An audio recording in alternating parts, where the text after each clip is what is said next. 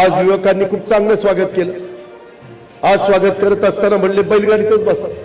अरे म्हणलं बैलगाडी माझ्या आजोबाच्या काळात होती, माझ्या बापाच्या काळात होती, आमच्या काळात थोडी आम्ही चालवली, नंतर ट्रॅक्टर आला।